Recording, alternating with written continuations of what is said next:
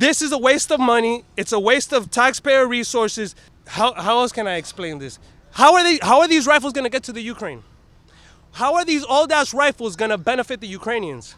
When we know that they need heavy artillery, not some old-ass piece of rifles that people are giving away. This is just a way of the government to take people's rifles here in America.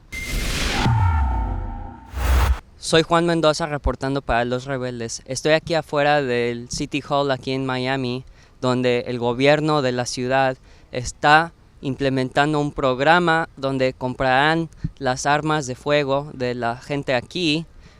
Les darán aproximadamente como $150 por cada arma, pero planean mandar esas armas de fuego a Ucrania. And we stand with Ukraine in that respect. If there's anything, we're also sending bulletproof vests, we're sending helmets. And so that's what sparked that question. We also send guns. And the chief said there wasn't a mechanism or avenue at the time, but he would look into it, and through his legal avenues, he looked into it, found it was possible. We passed the resolution. So now they're working with the State Department and a proper exporter with a license outside of the city that'll be conducting it. The most corrupt government in all of Europe, the Ukrainians. It's been a headache in our countryside for the last 15 years since Barack Obama. This is a waste of money. It's a waste of taxpayer resources. How else can I explain this? How are these rifles going to get to the Ukraine? How are these old-ass rifles going to benefit the Ukrainians? When we know that they need heavy artillery, not some old-ass piece of rifles that people are giving away. This is just a way of the government to take people's rifles here in America.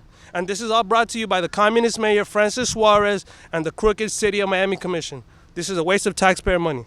Do you think that these rifles are actually going to end up in Ukraine, or do you think it's just an excuse just for them to send it somewhere else? Some of them might end up in Ukraine, but like I said, they're the most corrupt country in Europe. They're not going to end up in the war. They're just going to be sold to mafia members.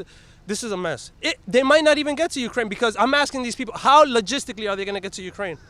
Like, you're going to put them on a plane and ship them to Ukraine and they're going to use them for the war? It's not going to happen. They don't need rifles. They got all the rifles they need. They need heavy artillery. So, no, now that you mention it, no, I don't think it's going to get to the war. I don't think it's going to get to Ukraine, no.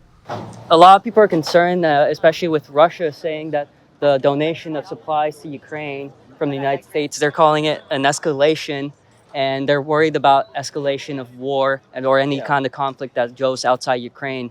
What are your thoughts with the gun buyback, with people that have those concerns? Yeah, so this is done in conjunction with the State Department, so this is not in any way against federal policy or the administration stands right now with Russia and Ukraine and NATO. So obviously we're trying to stand with Ukraine, help as much as possible, but obviously the federal government is dancing a line of how much they provoke or push against Russia. They don't want to escalate the situation, but they want to support an ally.